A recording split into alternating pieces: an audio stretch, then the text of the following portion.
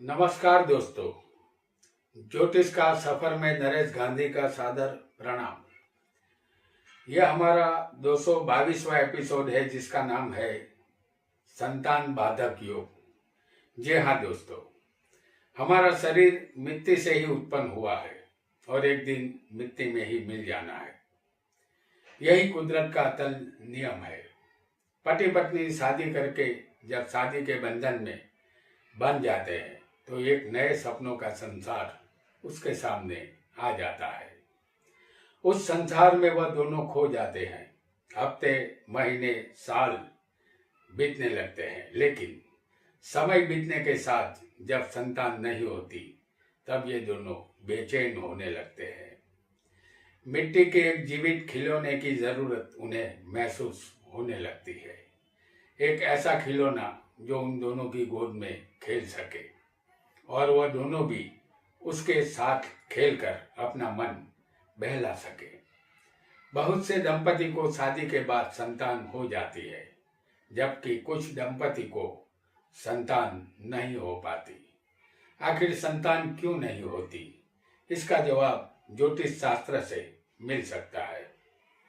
किसी की भी कुंडली में पंचम का मालिक और गुरु जो संतान देता है नीच का हो, 6, 8, 12वें हो और ये दोनों पंचम का मालिक और गुरु पाप कर्तरी योग में फंसे हो तो संतान सुख नहीं मिलता।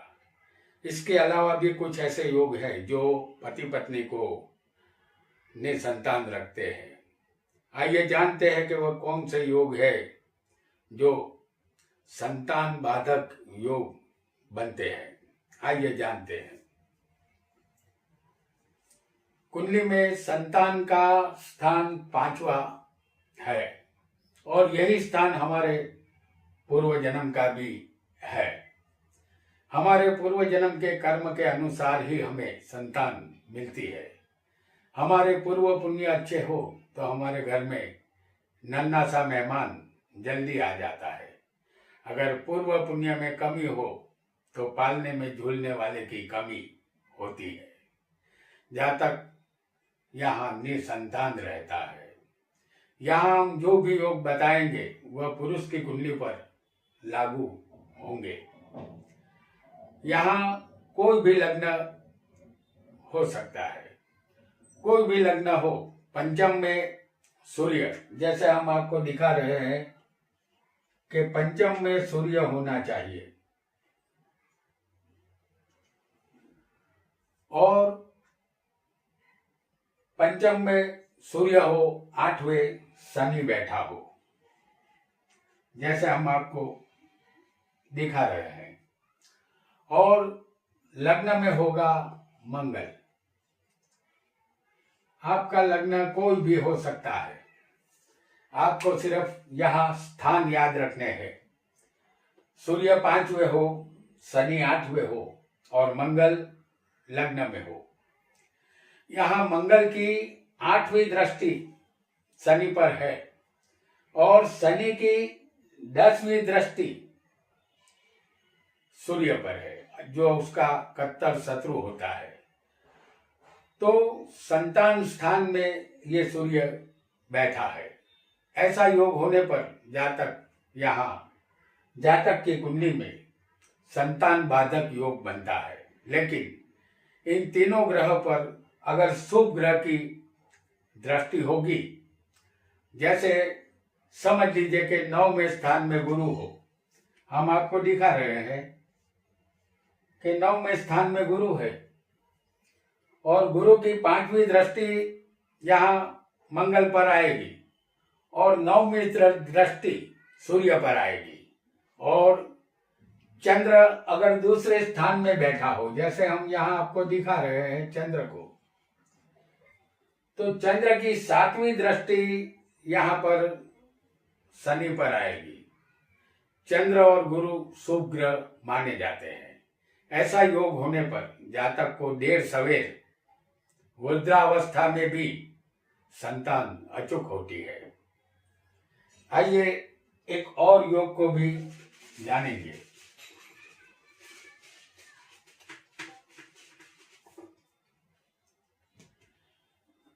लग्न यहाँ कोई भी हो, सातवें यहाँ शुक्र होना चाहिए। जैसे हम आपको दिखा रहे हैं सप्तम स्थान में शुक्र को, तो सातवें शुक्र हो और 10वें चंद्र होना चाहिए और चौथे कोई भी पाप ग्रह होने चाहिए। जैसे हम आपको दिखा रहे हैं शनि, मंगल और राहु।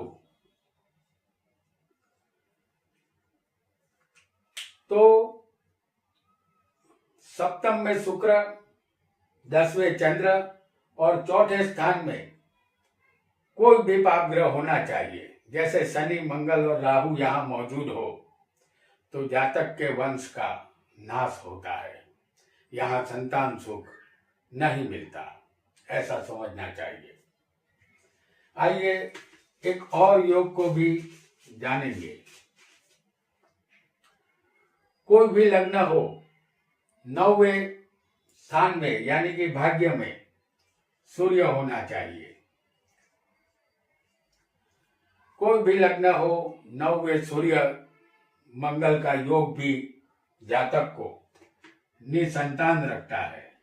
जैसे सूर्य और मंगल 9वें स्थान में होंगे तो सूर्य मंगल का योग जातक को निसंतान रखता है। संतान को पालने में झुलाने की इच्छा ही रह जाती है, यहाँ संतान नहीं हो पाती। आइए एक और योग को भी जान लेते हैं। कोई भी लग्न हो सकता है आपकी कुंडली में, और यहाँ कोई भी लग्न हो, लग्न से 5वें या लग्न से 11वें स्थान में। समझ लीजिए कि लग्न से 5वें और लग्न से 11वें स्थान में पाप ग्रह नहीं होने चाहिए। जैसे हम आपको दिखा रहे हैं सूर्य और राहु, और यहां पर आएंगे शनि और मंगल। तो लग्न से 5वें 2 पापी ग्रह यहाँ मौजूद है संतान के स्थान में, और संतान का लाभ 11वां स्थान देता है, तो यहाँ भी 2 पापी ग्रह मौजूद है। तो लग्न से 5वें या 11वें पापी ग्रह नहीं होने चाहिए। अगर होंगे तो संतान यहाँ नहीं होती। और जैसे हमने आपको दिखाया, तो इसी तरह चंद्र से अगर हम गिनेंगे, आपका चंद्र किसी भी स्थान में हो सकता है। जैसे लग्न से 5वें पापी ग्रह थे और 11वें पापी ग्रह नहीं होने चाहिए, और उसी तरह चंद्र से भी 5वें पापी ग्रह नहीं होने चाहिए और 11वें भी पापी ग्रह नहीं होने चाहिए। ये चंद्र आपका कहीं भी हो सकता है। तो ये चंद्र कहीं भी किसी भी स्थान में हो, वहां से गिनने पर 5वें या 11वें पापी ग्रह नहीं होने चाहिए। आइए एक और योग को भी जानते हैं। तो यहाँ पर हमने देखा कि लग्न से और चंद्र से पापी ग्रह नहीं होने चाहिए। अब हम जानेंगे गुरु को। गुरु से भी 5वें किसी को पापी ग्रह नहीं होने चाहिए। जैसे हम आपको दिखा रहे हैं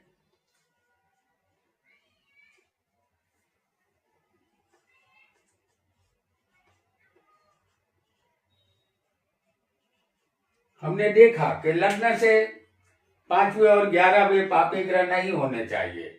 इसी तरह चंद्र से भी हमने देख लिया है, चंद्र यहाँ था और उससे भी 5वें और 11वें पापी ग्रह नहीं होने चाहिए। संतान कौन देता है? गुरु देता है। तो गुरु से भी 5वें पापी ग्रह नहीं होने चाहिए और उससे 11वें भी पापी ग्रह यहाँ मौजूद नहीं होने चाहिए। अगर ऐसा योग होगा तो यहाँ जातक को संतान बाधक योग बन जाता है। तो ऐसे योग वाले जातक को संतान होना मुश्किल हो जाता है। आइए एक और योग को भी जान लेते हैं।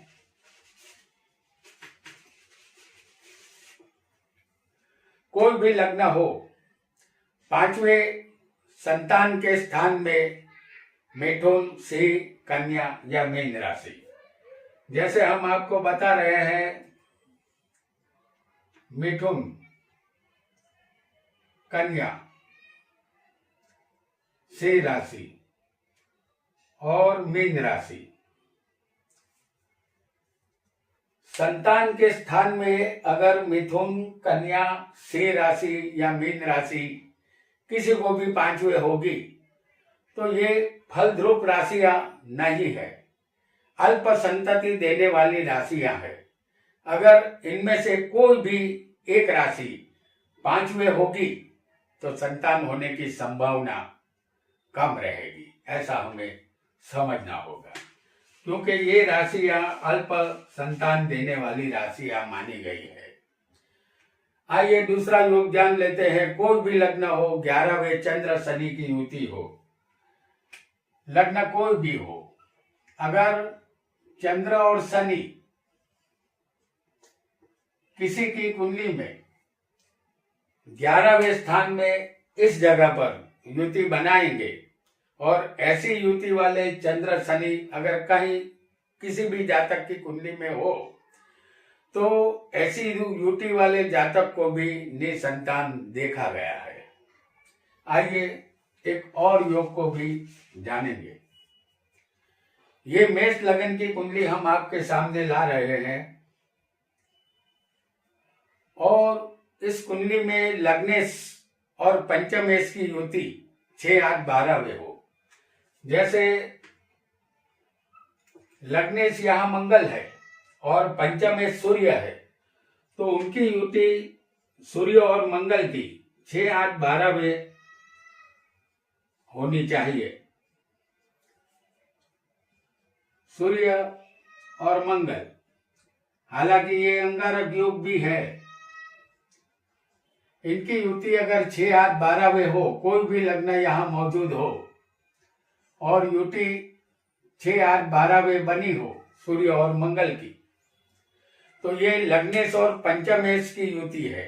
इन दोनों की युति 6, 8, 12वें हो और उस युति पर किसी भी शुभ ग्रह की दृष्टि न हो तो जातक की कुंडली में संतान बाधक योग बनता है।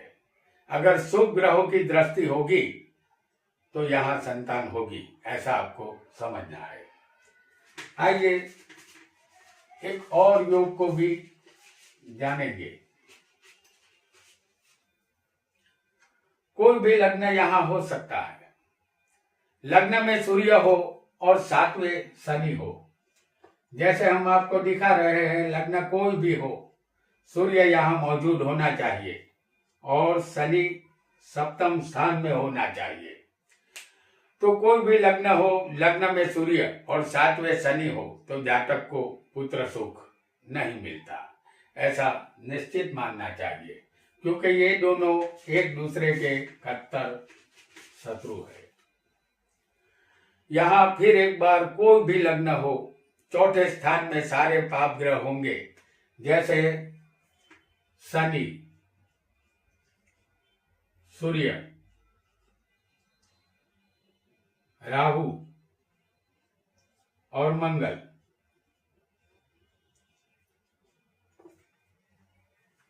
चौथे स्थान में शनि, सूर्य, राहु और मंगल, ये चारों के चारों पाप ग्रह है। अगर इस स्थान में ये पाप ग्रह होंगे तो जातक को पिता बनने का सौभाग्य नहीं मिलता। जातक का जीवन बिना संतान के नीरस होता है, ऐसा हमें समझना होगा। एक और योग को भी जानेंगे। कोई भी लग्न हो, सूर्य लग्न में और मंगल 5वें हो, जैसे हम आपको दिखा रहे हैं। सूर्य लग्न में है और मंगल यहाँ पंचम स्थान में बैठे हैं संतान में। तो सूर्य लग्न में हो और मंगल 5वें हो संतान स्थान में, तो जातक को संतान प्राप्त करने में बाधा आती है, क्योंकि ऐसा योग भी जातक को संतान प्राप्ति में रुकावट करता है। यह कोई भी लग्न हो सकता है और कोई भी लग्न हो, मंगल शनि 9वें या 10वें हो, जैसे लग्न कोई भी हो, यहाँ मंगल और शनि 9वें स्थान में हो या 10वें स्थान में हो, इन दोनों की युति यहाँ भी हो सकती है, किसी को यहाँ भी हो सकती है, 10वें भी। तो जातक की पुत्र पाने की हसरत पूरी नहीं होती। जातक पुत्र संबंधित दुखी रहता है। यहाँ पुत्र मिलने में बहुत ही कठिनाइयों का सामना जातक को करना पड़ेगा। आइए एक और योग को भी जानेंगे। कोई भी लग्न यहाँ हो सकता है आपका, कोई भी लग्न हो, चंद्र कहीं भी बैठा हो, 12 स्थान में से किसी भी स्थान में चंद्र बैठा हो, लेकिन चंद्र से गिनने पर 8वें सारे पाप ग्रह बैठे हो। जैसे हम आपको बता रहे हैं, एग्जाम्पल के तौर पर चंद्र को लग्न में बता रहे हैं, ये कहीं भी हो सकता है, लेकिन उससे गिनने पर 8वां स्थान जो होगा वहां पर सभी पापी ग्रह बैठे हो, जैसे राहु, सूर्य, मंगल और शनि, ये चारों पापी ग्रह है। चंद्र कहीं भी हो सकता है किसी को, वहां से गिनने पर अगर 8वें स्थान में पापी ग्रह होंगे तो यहाँ पर संतान प्राप्ति नहीं होती, क्योंकि 8वें सूर्य, राहु, मंगल और शनि है। तो ऐसे जातक को संतान का दुख रहेगा, जातक का वंश आगे नहीं चलेगा।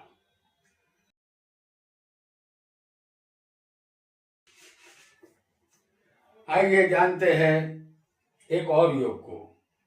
आपका लग्न कोई भी हो, यह योग हर कुंडली पर लागू होगा। मेष लग्न की कुंडली हम आपके लिए यहाँ ला रहे हैं। ये एक उदाहरण कुंडली है। 5वें संतान स्थान में, जैसे 5वां स्थान ये होगा संतान का, तो 5वें संतान स्थान में 6, 8, 12वें के मालिक बैठे हो, जैसे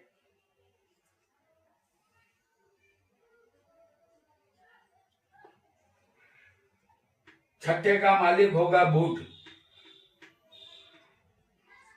8वें का मालिक होगा मंगल और 12वें के मालिक बनेंगे गुरु। तो 6, 8, 12वें के मालिक अगर 5वें बैठे होंगे तो यहाँ संतान नहीं होगी। जैसे छठे का मालिक बुध है, 8वें का मालिक मंगल है और 12वें का मालिक गुरु है, ये तीनों 5वें संतान के स्थान में होंगे तो संतान नहीं होती। लेकिन अगर किसी का तुला लग्न हो तो तुला लग्न में छठे, 8वें और 12वें के मालिक शुभ ग्रह बनते हैं, जैसे बुध, गुरु और शुक्र बनते हैं। तो ये अगर वहां पंचम स्थान में बैठे होंगे तो संतान अवश्य होगी, क्योंकि ये शुभ ग्रह है तीनों के तीनों। जबकि और कोई भी लग्न में कोई ना कोई पापी ग्रह यहाँ मौजूद होगा 6, 8, 12वें का मालिक बनकर, तब इन्हें संतान नहीं होगी। तो तुला लग्न वाले को ही होगी, ऐसा आपको मानना है। जिस जातक को संतान न हो उसे संतान गोपाल मंत्र का जाप करना चाहिए और प्रतिदिन हरिवंश पुराण का पाठ करना चाहिए। इससे ईश्वर की कृपा हासिल होगी और जातक को संतान भी होगी। तो दोस्तों, आज हमने जातक, कोई भी जातक हो, तो जातक में किसी भी जातक को संतान बाधक योग कैसे बनता है ये जाना। आज इतना ही। आपका बहुत बहुत धन्यवाद।